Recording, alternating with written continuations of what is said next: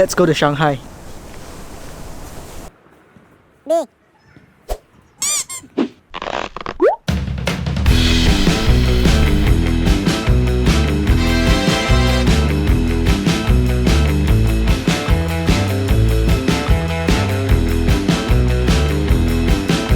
In the next 48 hours, we'll try and tourist the heck out of Shanghai. But because there's just too much to see and explore, we will split this into a two-part series. In this episode, we'll check out the cool, the busy, and the popular places in the city.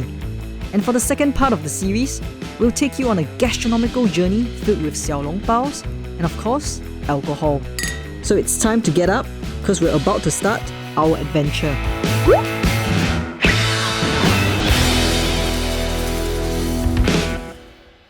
Hello viewers, welcome back to another so thirsty episode. After 5 hours on the bullet train, we have finally made it here, the financial hub of the East and the face of China to the rest of the world. Shanghai. For the next 48 hours, we'll be exploring the city of Shanghai and I'll be catching up with some friends. Today, I'll be catching up with one of my secondary school friends and he is De Long. Can you introduce to the viewers? Hello, I'm De Long. Thank you for the enthusiastic response. Let's go. Due to heavy foreign influence and urban expansion, over the years, Shanghai has lost much of its Chinese characteristics. Old buildings and communities give way to the rising skyscrapers and the contemporary. There's even a freaking Disneyland, for God's sake. But if there's one thing that isn't going anywhere, it's De Long. While he's still at the bridge waiting for COVID to disappear, we head down to the slaughterhouse built in 1933. This place was commissioned in 1933 as the largest slaughterhouse in Shanghai. And today, not a single drop of cattle's blood can be seen in this place. The entire place has been converted to a shopping mall-ish kind of place.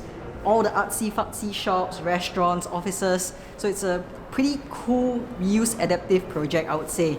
And you can see nowadays there are a lot of young punks, Instagrammers, who come here during the weekends to shoot their Insta story or Instagram. So let's explore the place.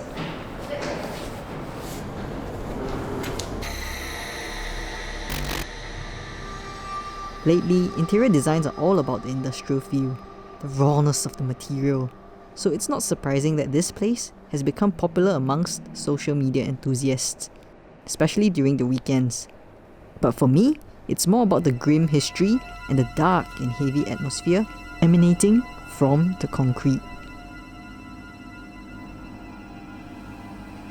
Holy cow, even an amateur vlogger like me can make this look so seductive. Can you imagine what a professional can do? This place is really an amazing concrete structure. I mean, everything is made out of concrete. Except for the shops. And the lights, oh my god, the dim lights create a very unique atmosphere with the concrete. But it can also be quite disorientating because everything looks the same. So when you walk around, especially during the night, it's easy to get lost.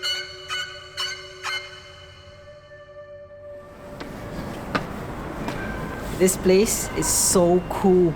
I understand now why this is a photographer's dream or why people shoot their Instagram stories here. I mean, like, the idea of this industrial slaughterhouse converting to a office, restaurant or cafe area is just so cool. I mean, all the individual slaughter rooms becomes the office now. So I think it's pretty cool if you work here at night. But imagine like working 12:30 during the night and then you see a headless cow just casually grazing around. Who knows? Hello. Huh? What? Will you work here? No. Will you have your office open here? No. Why? Because here was a slaughterhouse. Are you scared of cows? You don't know whether they slaughter cows or slaughter humans here. What about you guys? Would you rent a space here? I think the architecture is pretty cool, so I wouldn't mind. But with De Long spooking the out of us, we quickly departed for the artsy-fartsy districts in the southwest of the city, starting with Xingtiandi, which literally translates to New Heaven and Earth. Artsy-fartsy indeed. According to De Long, this area used to be an affluent residential community. Today, the houses are all converted to shops and restaurants.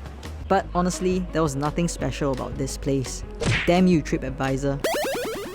So we hopped over to a slightly cooler tourist attraction, Tianzifang. I mean, it's so cool that you see street art like no other.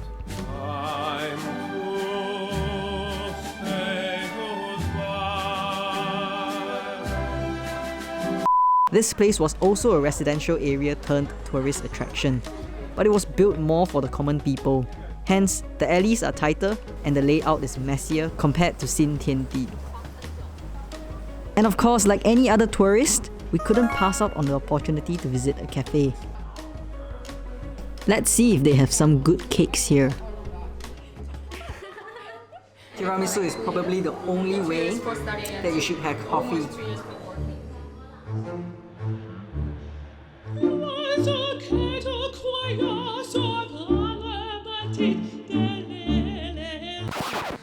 The You have some plastic. Now, I don't usually have coffee, but since Q is having some, I thought I'd try some of hers. It is said that the taste of coffee will grow onto you as you grow older. Let's see if I'm at that age now.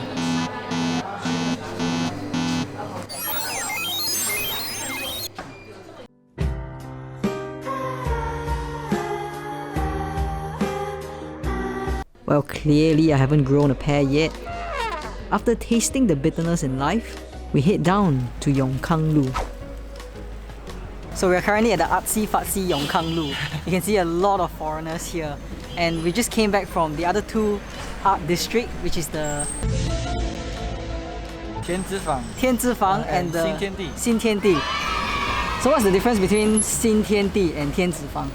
Tianzifang is more residential, but like they just convert a residential area. People last time call Longtang. What's Longtang? Alley. Beijing called Hutong. Oh, so Beijing is called Hutong. Shanghai is called Longtang. Then the Xintiandi one, what's it It's called? Shikumen. Oh, Shikumen. Big houses, like bungalows. Now they make it become a shopping district. So that's nah. Funny story for this place. It used to be a very sleazy pub area, and like local residents usually complain about the noise that is being generated by the busyness and the drunk people. So obviously the mayor wasn't very happy about it, so he decided that he wanted to clear out the streets, clear out all the pubs, and make it to what it is today, which is a coffee house, coffee alley basically. Have you come to Yongkang-lu before? No. Shanghainese don't normally, you can see mostly here all foreigners and tourists. For Shanghainese, we don't drink coffee here. Then what does the older people like to drink? We drink at home. Okay, that's the end of the Q&A. Let's go to the bun. Before we take you to the bun, Delong recommend visiting the Yuyuan so that we can meet every other tourist in the city. The Yuyuan was originally constructed as a place for poetry and meditation. But I'm pretty sure even Gandhi can't meditate here. What else can I say? Subscribe for more honest reviews. We are in the Yuyuan, and that behind me is the infamous zigzag bridge. It is said that evil spirits cannot move in a zigzag fashion, they can only travel in a straight direction, which is why this is designed to prevent evil spirits from entering that sacred place. So we are pretty safe.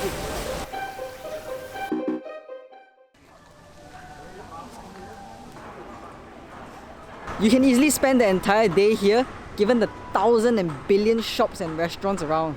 Normally I wouldn't recommend buying anything here because the price is as high as the Great Wall. But if you are in desperate need of a souvenir, then this is the place to be. How about a postcard? Surely that wouldn't break the bank, right? Tell you what, maybe get the one with the bun, because that's where we're heading next. So we are at the bun, and you can see the river that splits the city of Shanghai into half. But unfortunately the view isn't that great today because the sky is a bit foggy, so we're gonna wait it out a little. So this area is probably the most popular place for those living outside of China, and therefore you can see a lot of foreigners just strolling along here. Let's see if we can try and catch some of them and make friends while we're waiting for the sky to clear up. I shit you not.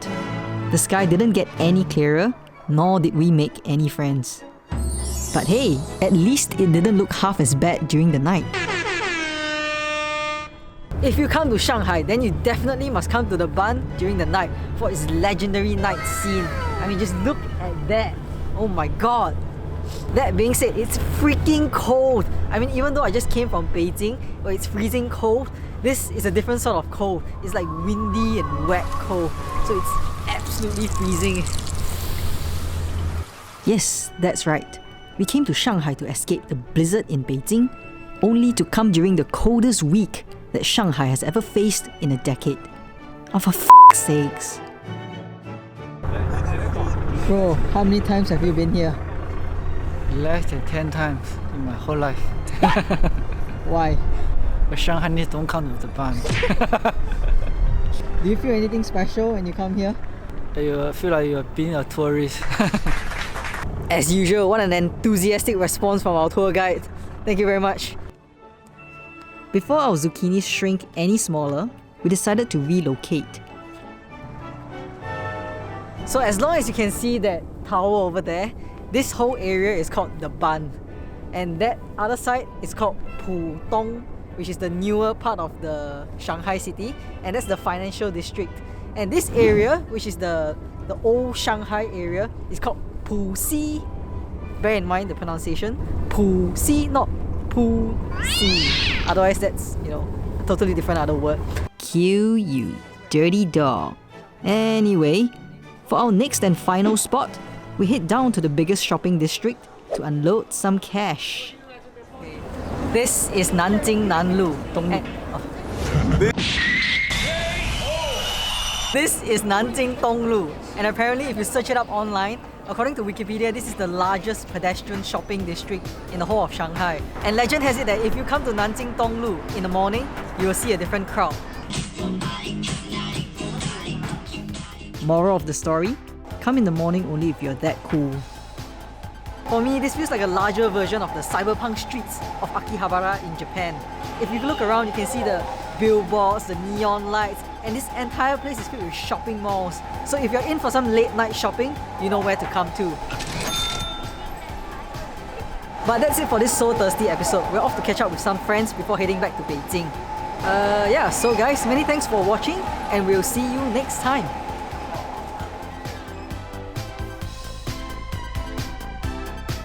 So we hope that this video has given you some ideas on where to visit the next time you come to Shanghai.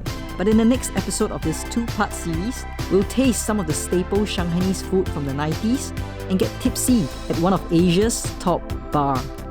But for now guys, many thanks for joining us, and don't forget to subscribe and stay so thirsty.